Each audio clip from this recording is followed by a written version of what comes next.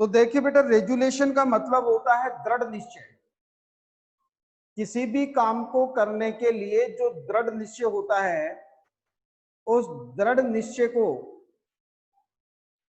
Resolution कहते हैं। Anna, a young boy, had just returned to his village from the college hostel during summer vacation. अन्ना एक लड़का जो कि शहर में कॉलेज हॉस्टल में रहता था, वो गर्मियों की छुट्टियों के दौरान अपने गांव लौटा।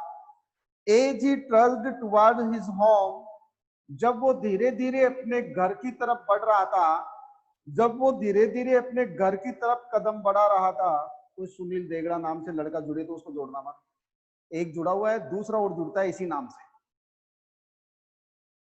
As he trudged towards his home, he saw the sun going below the horizon.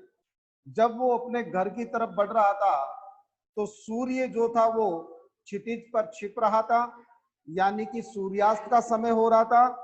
And the western sky splashed with the orange russet streaks. और दक्षिण की तरफ का जो पूरा का पूरा आसमान था, वह आसमान ऑरेंज रंग के अंदर रंगा हुआ था, या फिर अपन कह सकते हैं कि एक प्रकार से लालिमा लिए हुए उसके अंदर स्ट्रेक्स थी। The scene of the setting sun always put him in low spirits. लेखक कहता है कि छिपता हुआ सूर्य हमेशा उसको उदासी देता था, छिपता हुआ सूर्य हमेशा उसको लो स्पिरिट्स कर देता था। कहने का मतलब उसको एक प्रकार से दुखी कर देता था। He himself didn't know why. ये तो उसको खुद को भी नहीं पता था कि छिपते हुए सूर्य से उसकी लो स्पिरिट्स क्यों होती थी। The land was dry and parched. पूरी की पूरी जो जमीन थी वो सूखी पड़ी हुई थी। पूरी की पूरी जमीन क्या थी? सूखी पड़ी हुई थी। अरे क्यों ऑन कर रहा है वीडियो बार बार?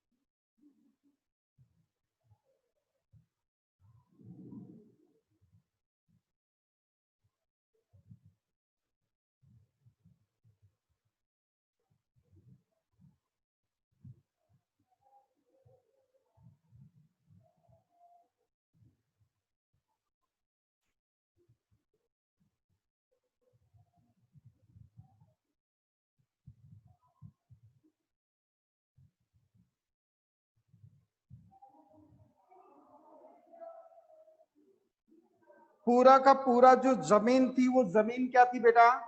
वह सूखी हुई थी, उसमें दरारें पड़ी हुई थी। At places it appeared as if futile attempts had been made at plowing. कई जगह तो ये ऐसे दिखती थी या इस प्रकार से दिख रही थी जैसे कि मानो कोई प्लाऊ से इसके ऊपर प्रहार किया गया हो, प्लाऊ से इसके अंदर दरारें बना दी गई हो। The ploughed rises had harden. और प्लाऊ की जो लकीरें होती थी, प्लाऊ के जो रेजेस होते थे, वो भी काफी कठोर हो गए थे। Here and there cacti of different shapes grew. यहाँ वहां जो कंटीले पौधे होते थे, वो कंटीले पेड़ भी उगे हुए थे। A solitary crow perched on the old babul tree. और एक पुराना सा जो बबूल का पेड़ था, उस बबूल के पेड़ में एकमात्र कौवा, एक पक्षी बैठा हुआ था। जब अन्ना अपने गांव लौटा तो गांव का नजारा कुछ अलग था। गांव का नजारा अलग क्या था कि जिस समय वो अपने घर की तरफ बढ़ रहा था तो सूर्यास्त हो गया था, और सूर्यास्त जो था वो उसको लो स्पिरिट की भावना देता था, उसको दुखी कर देता था। क्यों दुखी हो जाता था ये तो खुद को भी नहीं पता था। धीरे धीरे वो आगे बढ़ा, उसने देखा, क्या देखा कि पूरी की पूरी जो जमीन थी वो जमीन सूखी हुई थी। जमीन में ऐसे दरारें बनी हुई थी जैसे कि मानो किसी ने हल चला दिया हो, और हल का जो सिरा था वो भी काफी कठोर था। Anna was struck by the unusual tranquility and around. हर तरफ ये असाधारण ट्रैंक्विलिटी देखकर एक प्रकार से अपन ये कहें कि एटमॉस्फेयर देखकर जो अन्ना था वो स्तब्ध था. Which was paced by the collective twittering of the birds, which was paced by the collective twittering of the birds soaring high in the skies. यानी कि वो पेड़ और वो दूसरी जगह जो पक्षियों के समूह गान से गुंजायमान होते थे और वो पक्षी जो आसमान में काफी ऊंचाई तक उड़ान भरते थे, ये सब चीजें यहां नहीं थी. ये सब चीजें यहां नहीं थी.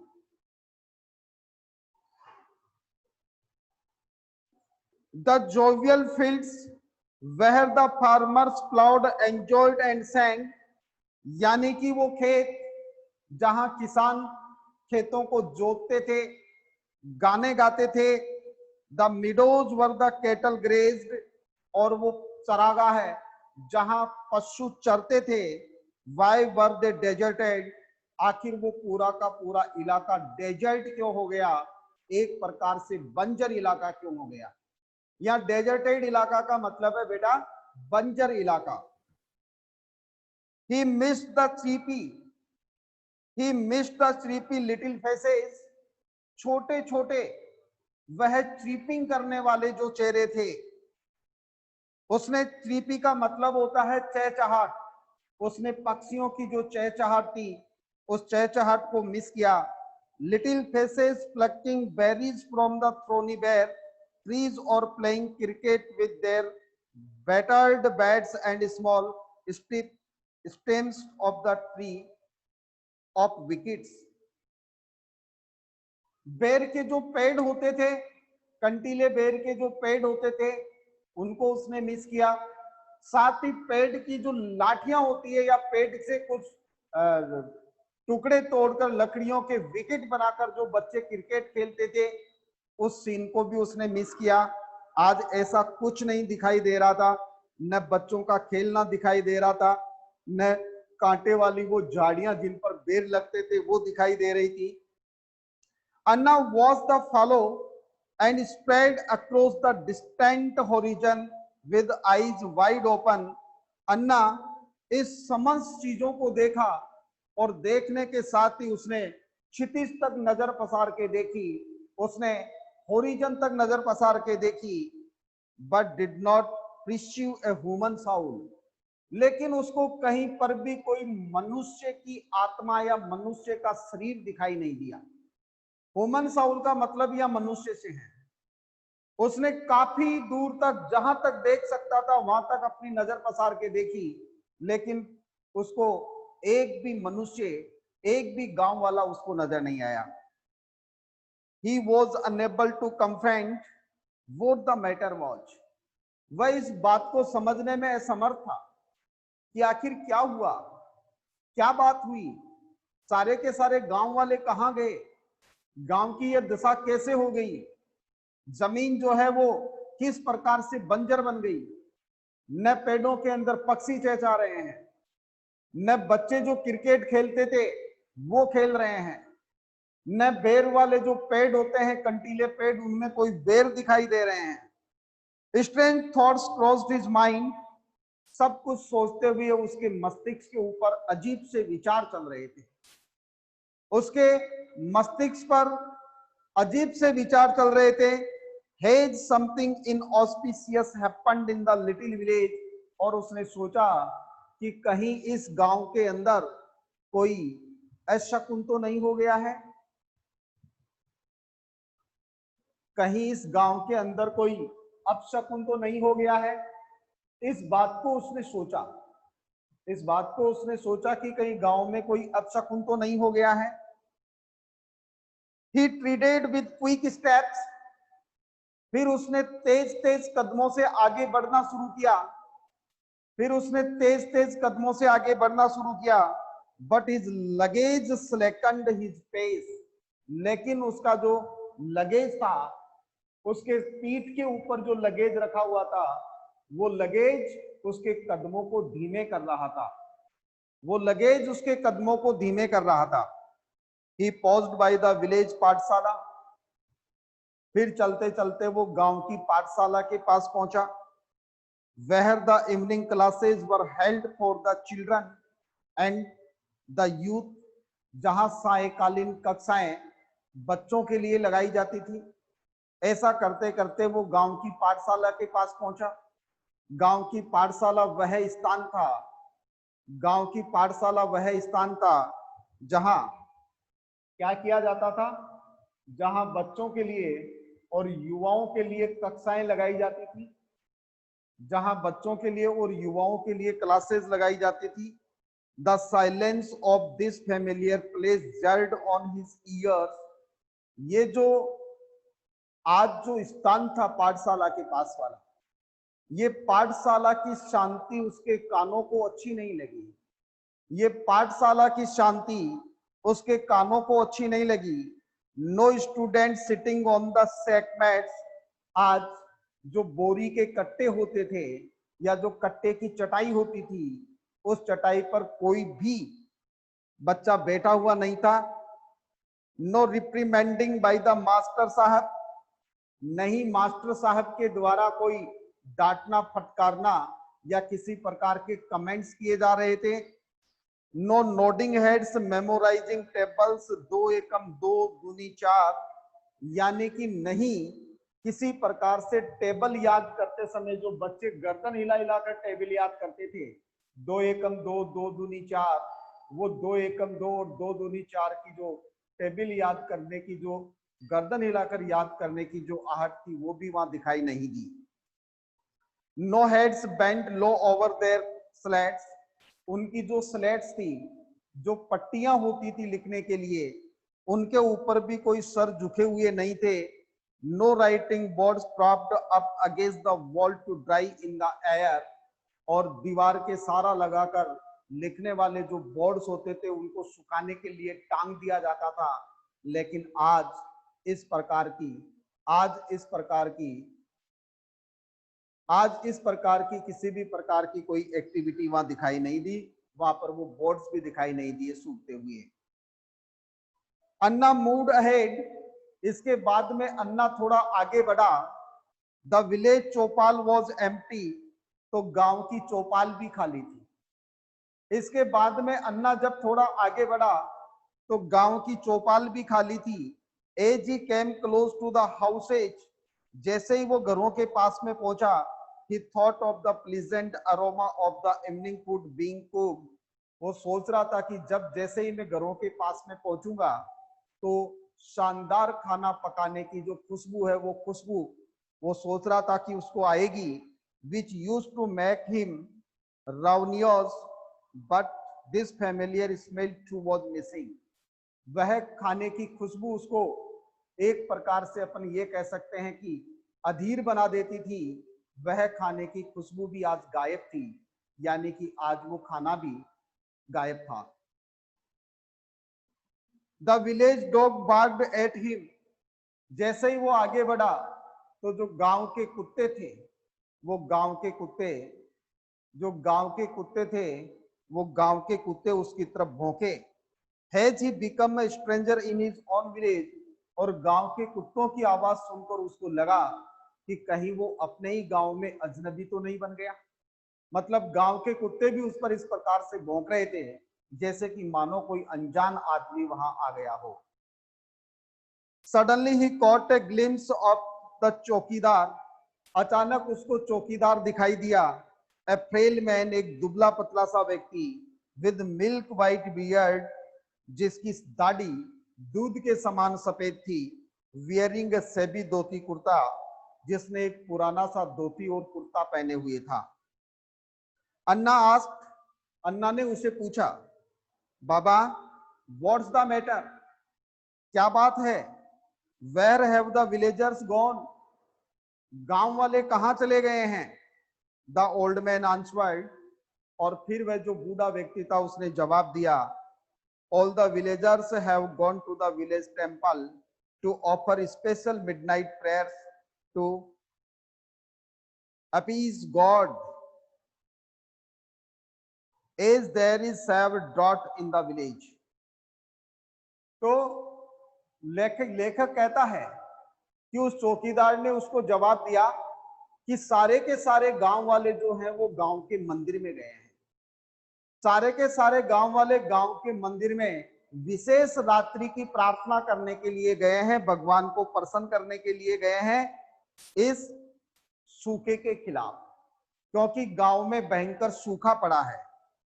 Although there was sufficient rainfall this year, उस चौकीदार ने बताया कि हालांकि इस वर्ष पर्याप्त रूप से बारिश हुई है, yet all the sources of water have dried up, इसके बावजूद भी पानी के जितने भी जो सोर्स हैं, चाहे से वो कुआं है, तालाब है या फिर कोई नहर है, वो सारे के सारे पानी के स्रोत सूख चुके हैं। To them it is indicative of the free of God. गांव वालों को ये भगवान की नाराजगी का संकेत लगता है।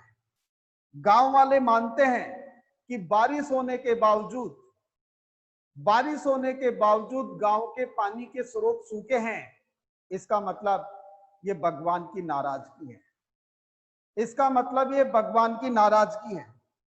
द चौकीदार heaved a deep sigh and said, चौकीदार ने एक लंबी सी आह ली और एक लंबी सी सांस लेते हुए कहा, द विलेजर्स आर स्टार्विंग, मतलब दुख प्रकट करते हुए चौकीदार ने कहा गांव वाले भूखे मर रहे हैं, and there existence is in peril, और उनका अस्तित्व खतरे में है, और उनका अस्तित्व खतरे में है। They have nothing to look forward to, उन्होंने आगे कुछ नहीं देखा। A few villagers have already migrated to the cities in search of jobs, यानी उनको आगे कुछ दिखाई नहीं दे रहा है।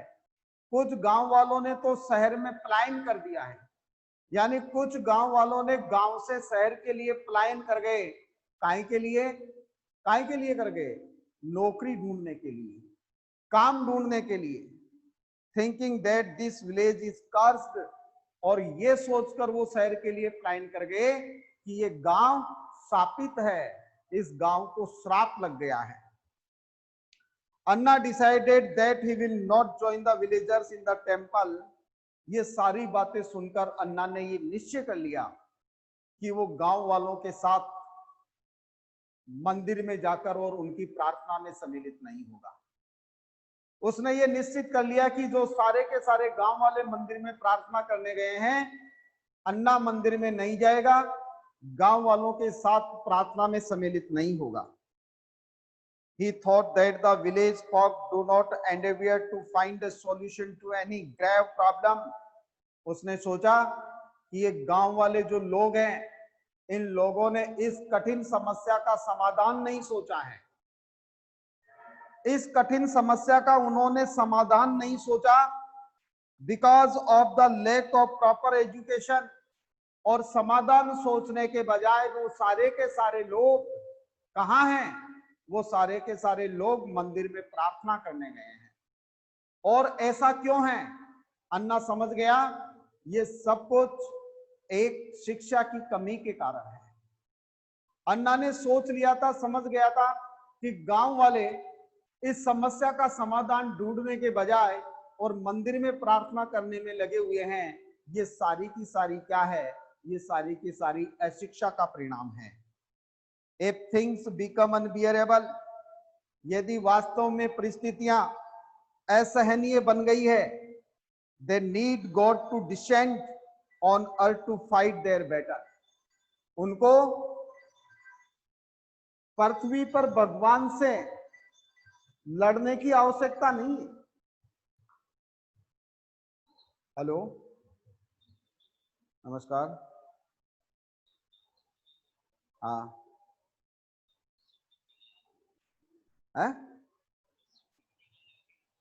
मैं क्लास में लाइव क्लास ले रहा हूँ अभी, इसको बाद में बात करना आप लाइव क्लास में।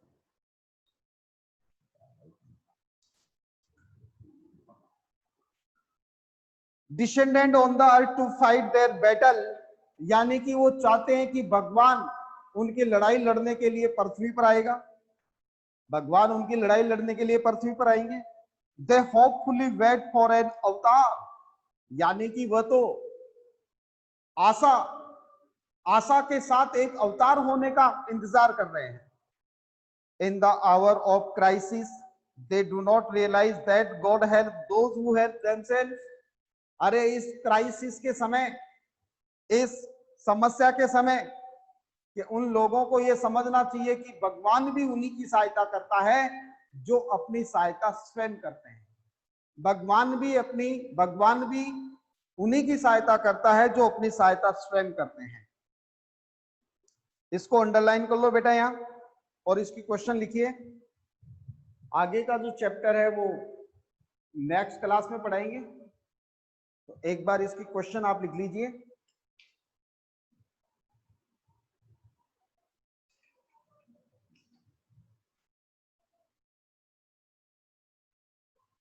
देखिए सबसे पहले question number 1, why was Anna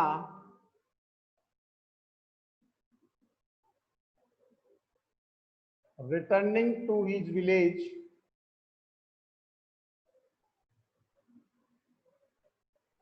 and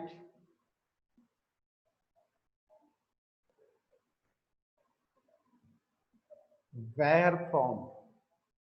अन्ना अपने गांव क्यों लौट रहा था और कहां से लौट रहा था? क्वेश्चन नंबर 2 देखिए, what unusual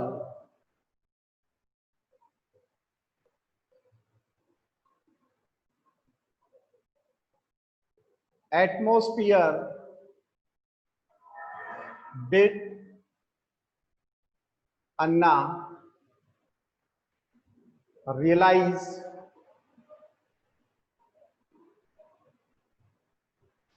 when he was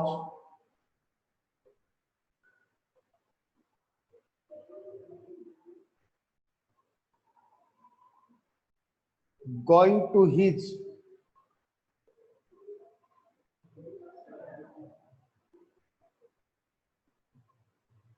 village? Now question number 3,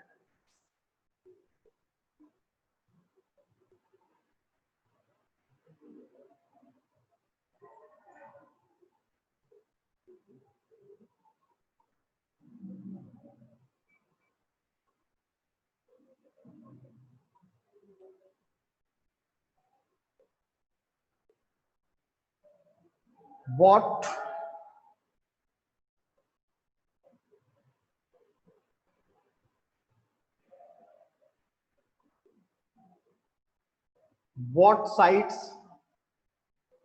did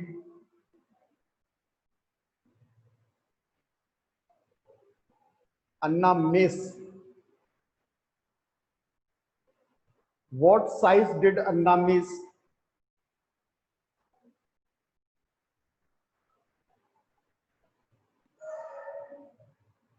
in the way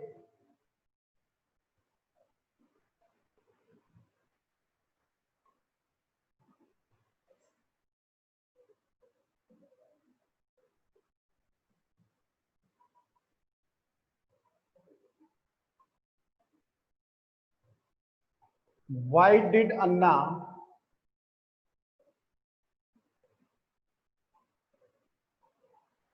realize that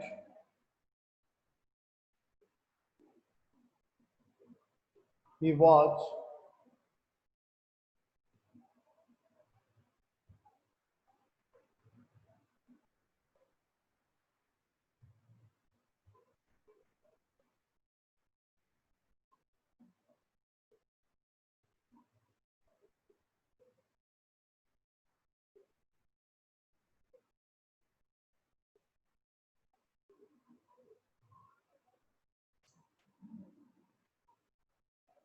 question number 5,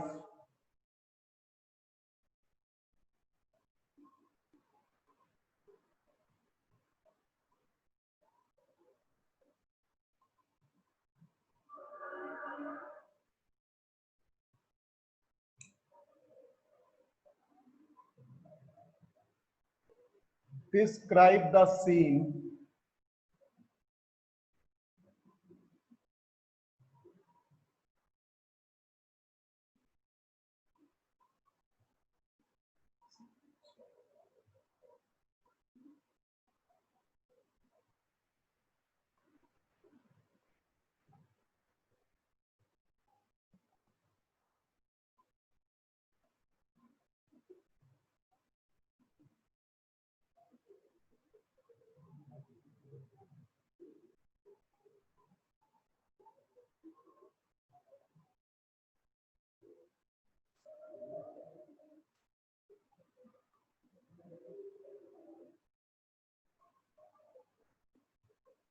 Describe the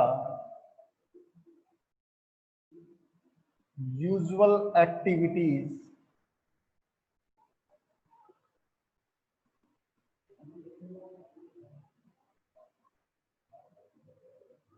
happened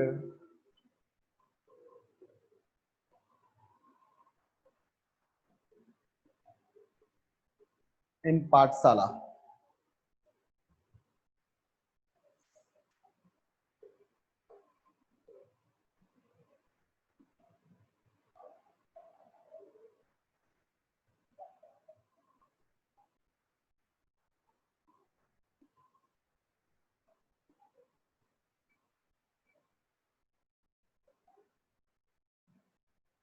What did the chowkidar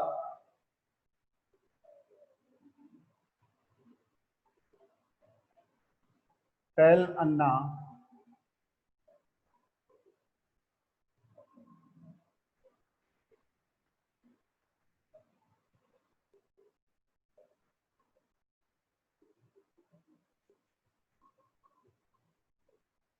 why did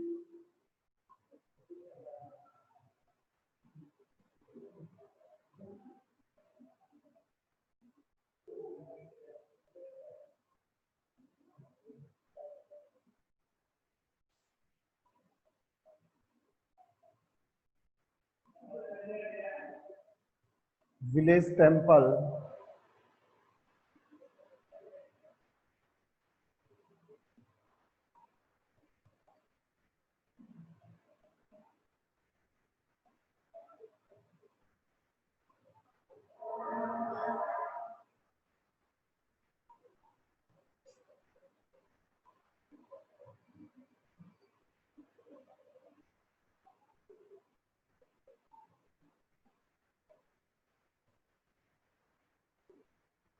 why did Anna decide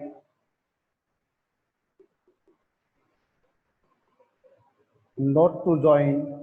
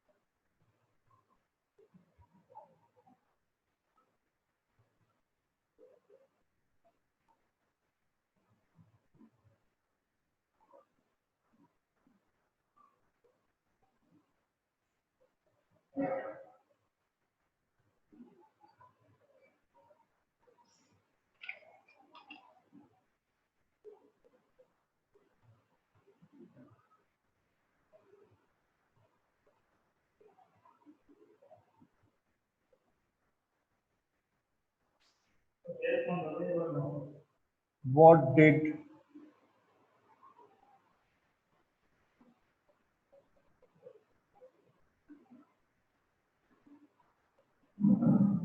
the villagers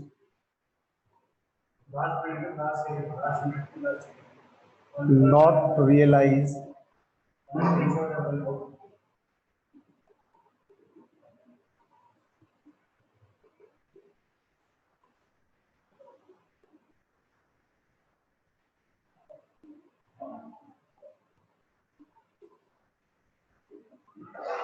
बेटा जल्दी से इसका screenshot ले लो जल्दी से लेना 1 ही minute का time है अपने पास जल्दी लो फटाफट 2 सेकंड 5 सेकंड में take a screenshot and tell me have you done और नॉट